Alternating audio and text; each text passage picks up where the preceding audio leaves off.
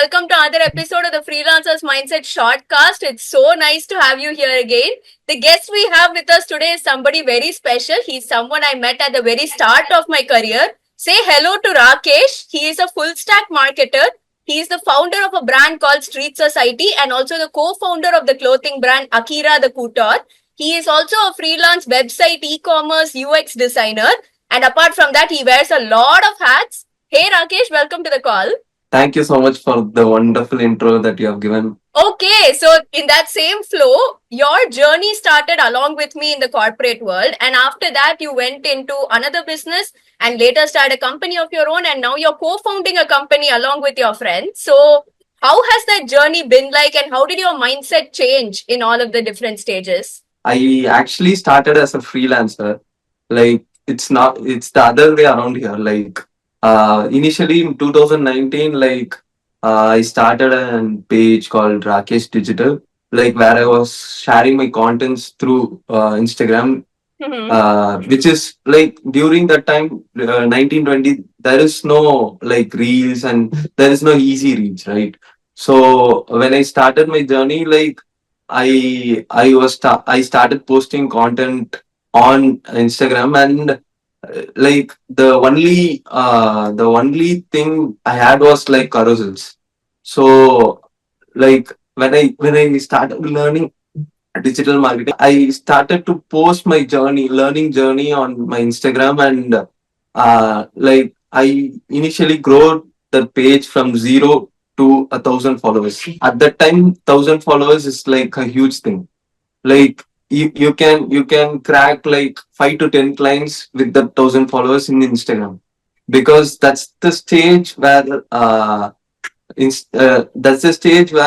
the digital marketing era began. 2020, where the lockdown happened, during that phase only, the digital boom has started. Like as far as I know. Okay, so during that time, I cracked a client. I started as a freelancer, but initially I don't have any experience, right? So before that, I was a pampered kid. I was not an experienced guy or something like that, because I finished my college, and I was directly went into my father's business, which in where I didn't do anything. I just sat there, like I was making money just simply sitting and instructing the workers. Like I had a lot of leads through that Instagram profile, but I couldn't able to convert anything, because everything is new for me. Like uh, like talking with a client and understanding what they require, everything was difficult to me. So I cracked only one client, uh, and I was working for them, and but I thought that I don't have any experience, so I started to work. So that's where we met. And So sorry to interrupt you there, but you mm, mentioned how you were following a lot of creators as well, and you commented mm, on someone's post, and the creator of mm, that post had pinned your yeah, comment to the top, and through that you got a lot of traction.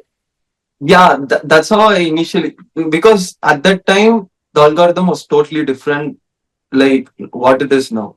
Mm-hmm. The algorithm was like you have to connect with a lot of people, so Mm-hmm. that you get a lot of connections. Mm-hmm. Okay, so comments was one of the easy ways to get the connections. So like what I used to do is, like I go to, and like if I see a valuable post, I follow a lot of creators, like during that era, that carousel era.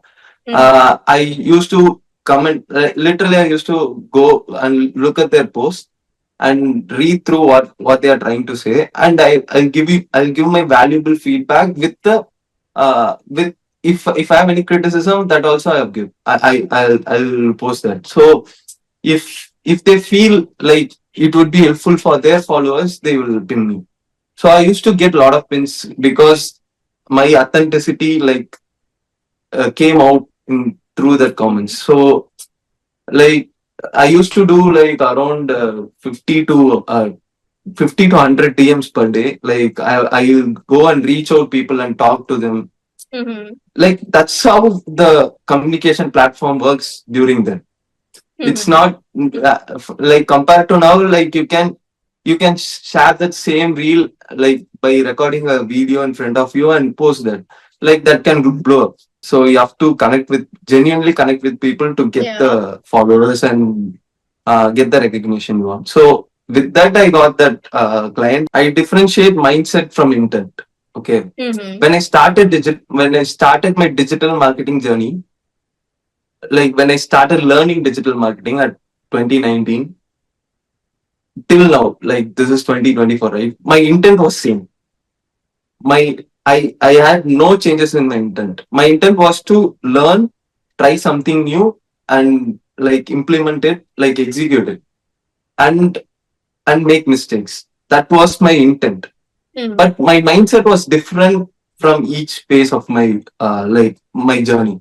Like initially I was a freelancer, that has a different mindset. Now before I used to work in corporate, that has a different mindset. Now I'm working as a, like I'm a co-founder, and I'm also a freelancer. Like this is a different mindset. So I what I feel is what drives the mindset is like the purpose. Mm-hmm. Initially my purpose was to make money, because I left my father's job. I had no income. I had nothing. I am on my own.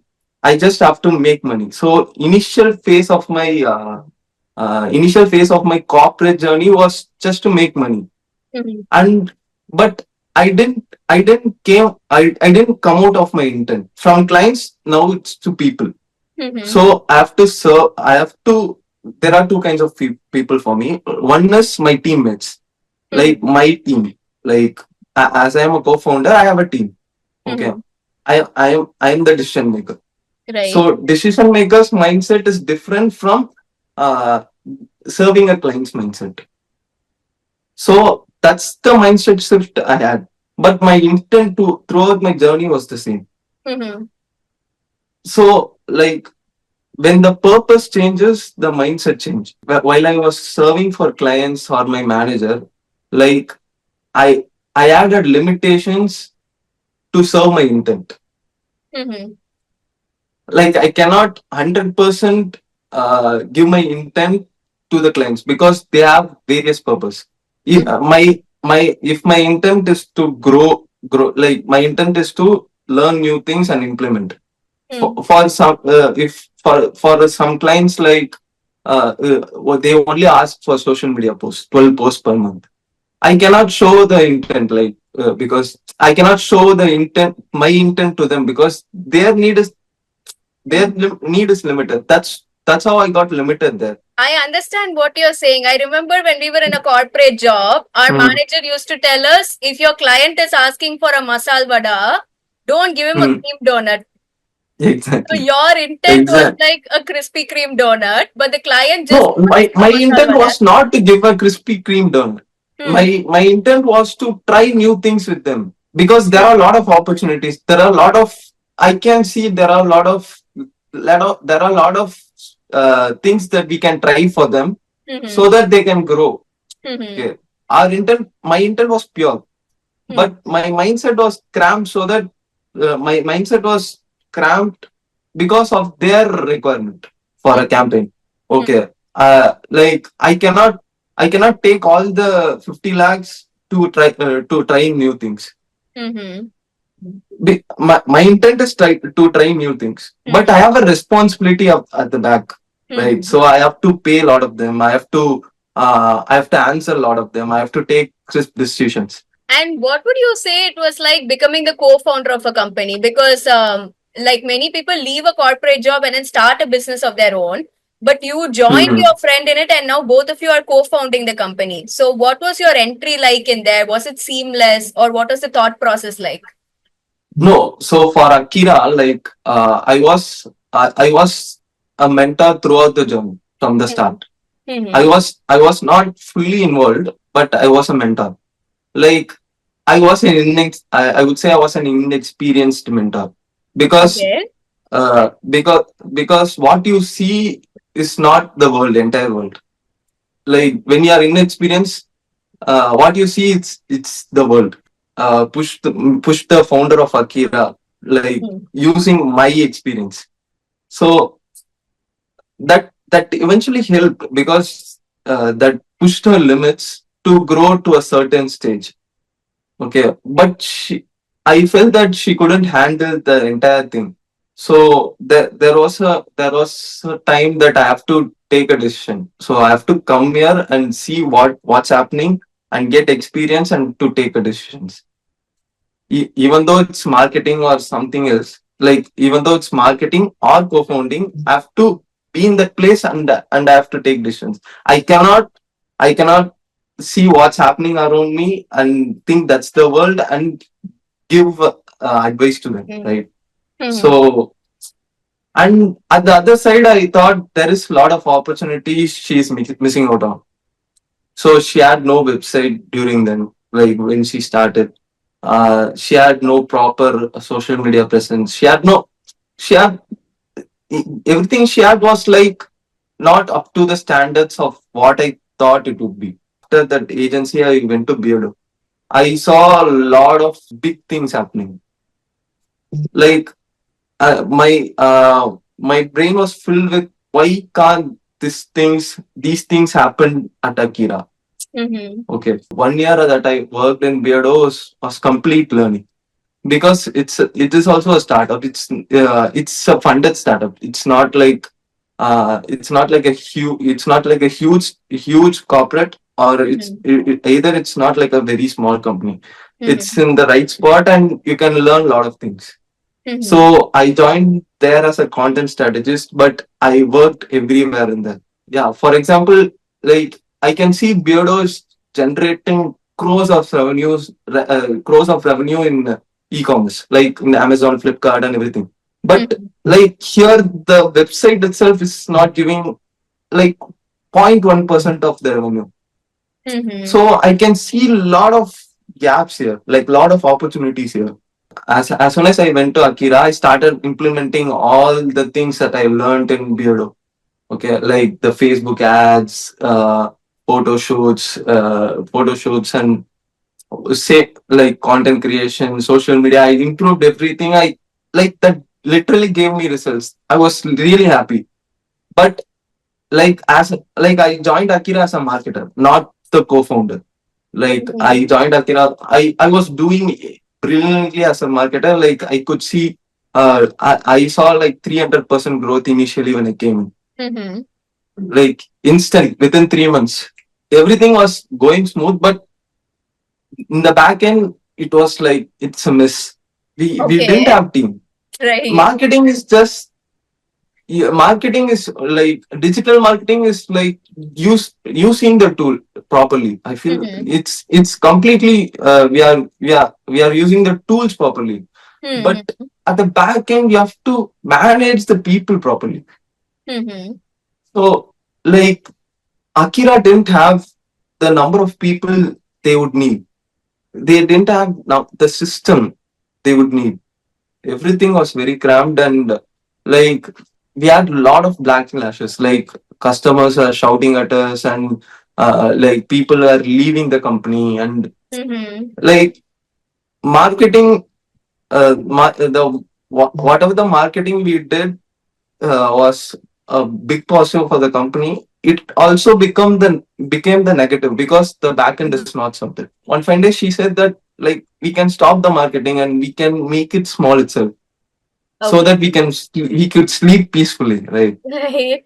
You have the demand, they have paid you, but just because of that, you're facing such a trauma. So that's when I thought like I need to check the back end as well. That's when I like went into the place and went into the battlefield. Went there and saw what's happening. So I thought that's when I realized that marketing is one small part of like um, running a big picture. Yeah, small part of a big picture. Yeah, exactly. I mean, I can see how stage by stage you were initially in the company and then you knew how to make it even better, but then you first went and learned how to do it and then came and implemented it. And after Mm. proving already that you're an asset by giving 300% growth, it was a no brainer to take you as the co founder Mm. because you had already shown results. Exactly. Mhm. But like what I saw was like what I saw in the back end was like totally different. I 100% know every entrepreneur, everyone who's owning a brand has a ugly back end, Mhm. ugliest back end. They have Exactly. ugliest nights. They would have like at least in 365 days. Every entrepreneur will have at least 100 ugly days. Mhm. Okay, thanks for that insight, Rakesh. By the way, there was one point when you told me that sales and performance are two of the most important priorities for you, and you even Mm. joined a paid course related to performance marketing.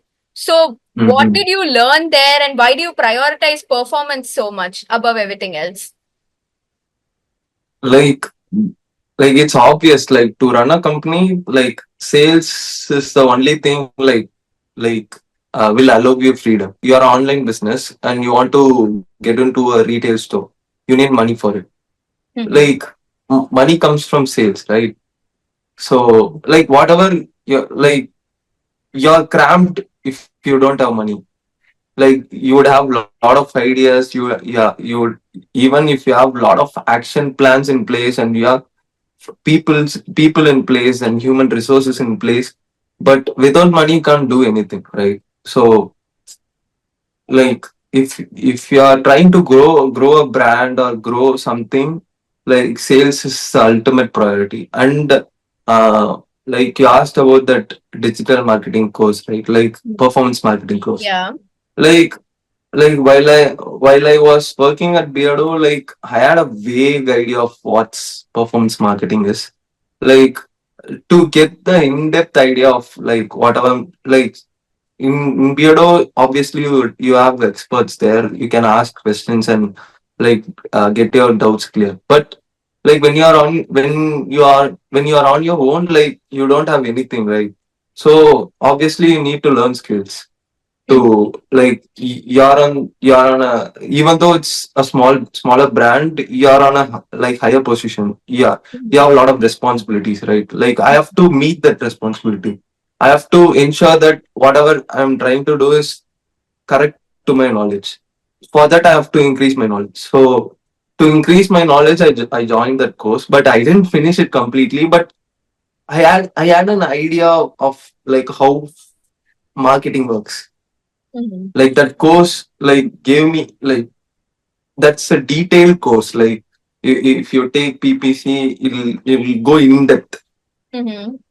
If you are taking e-commerce like Amazon or Flipkart, it'll go in depth in that. So like I don't need in-depth idea to like when you are at the higher level, you can't do all the works on your own. Like I can't run ads, I Mhm. can't, like if I'm doing that, who will do the other stuff?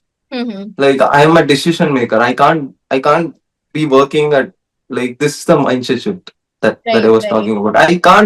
I can't fully concentrate and working on something like which should be a regular thing, which Mhm. should be a automatic thing, which should be a system based thing.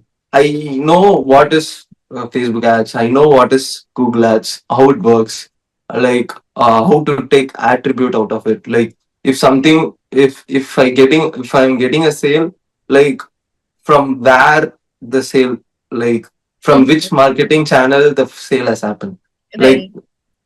those attribution, I need to know how to analyze it, right? So that course like gave me Mhm. that analyzing skill. Like every rupee should have a meaning.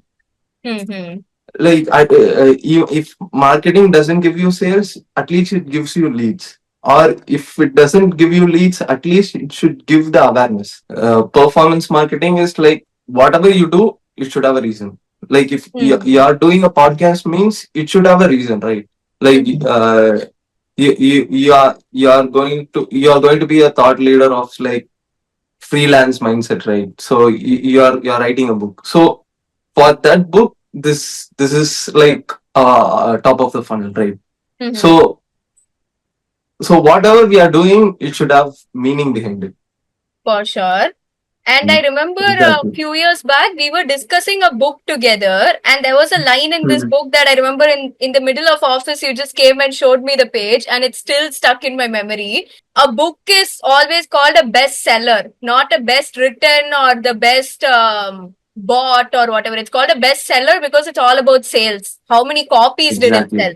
I think it was Rich Exactly. Dad Poor Dad by Robert Kiyosaki.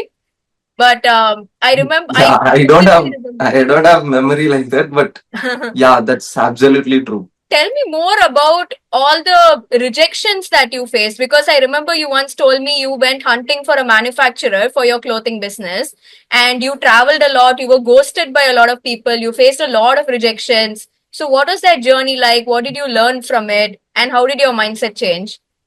So again, that's like the thing that I've explained for street society, like that I've got ghosted and other stuff. It's a daily thing here in Akira. It's a regular thing. So when I told that thing to you, I was inexperienced as an entrepreneur.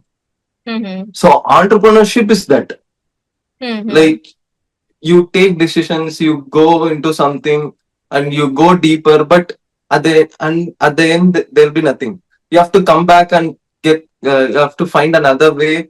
So you're not sure there is a way or not, but you have to try, like, taking lanes. Mm-hmm. So it's like it's like start of my entrepreneurship journey. Like, I thought that was a huge thing, but Mm-hmm. that's not a huge thing. That's the everyday, like, everyday happening.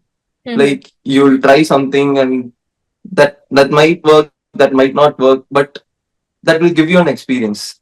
Right. Like, that's just an experience, that's it. Mm-hmm. Like, if you are going to start a business, if you're going to start a business, means you have to go through that, like, go through that thing, that rejection, hundreds of times, like Mm-hmm. more than 100 times, rejection or disappointments, I would say. Mm-hmm.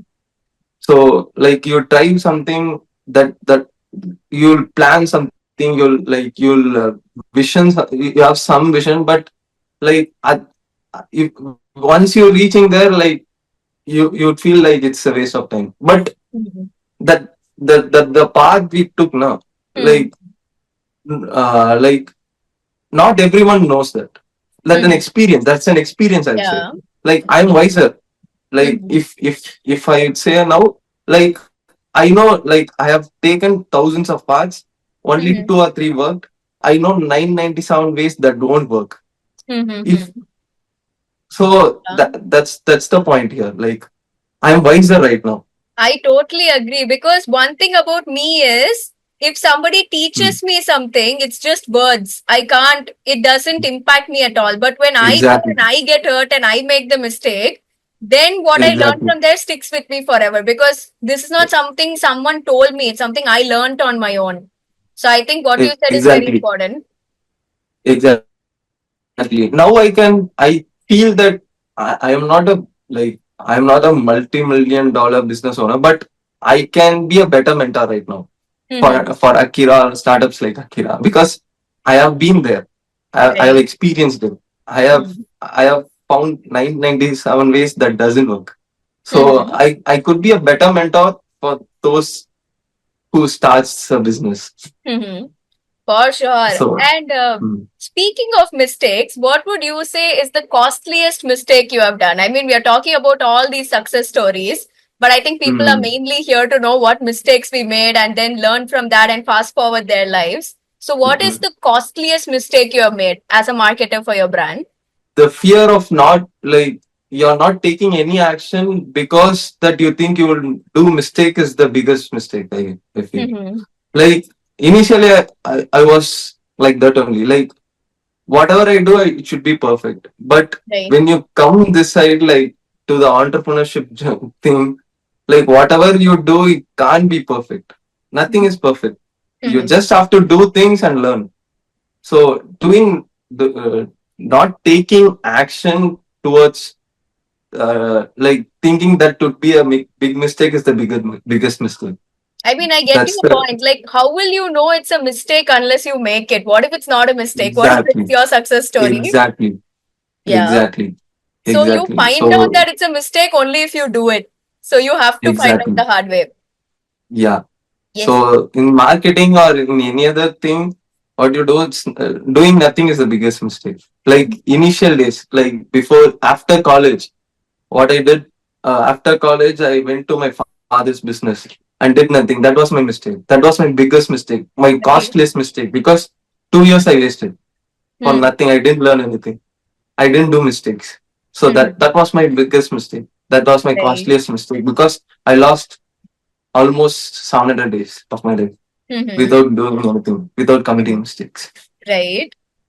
I can Exactly. actually really relate to that because when I started this podcast, when I look back at my very first episode, it was very Mm, bad because I didn't have a good camera. I had a very bad background. And the person exactly. I was interviewing was also, I didn't know how to ask questions professionally to the other person. Mm-hmm. And I didn't have a proper Mm-hmm. team editing my videos. I basically had nothing. But still, I Mm-hmm. started because if I don't start, if I want to do it perfectly, even now I would Mm, still be thinking we wouldn't be on the 10th episode now. exactly. So, yeah. Exactly. That's the point I was trying to make. And on that note, thank you so much, Rakesh. Thanks for all the time and thanks for all the insights you have given us. Personally, I've learned a lot about how important sales is for a business and how to transition into different jobs and implement what you have learned across the different jobs you Mm-hmm. do. And mainly the importance of making mistakes and not worrying about rejections or getting things wrong. And thank Mm-hmm. you to everybody who's been watching so far. Definitely let us know what you'd like to watch next. And thanks again, Rakesh, for your time. Thank you. Thank you so much for Meenakshi for your awesome questions.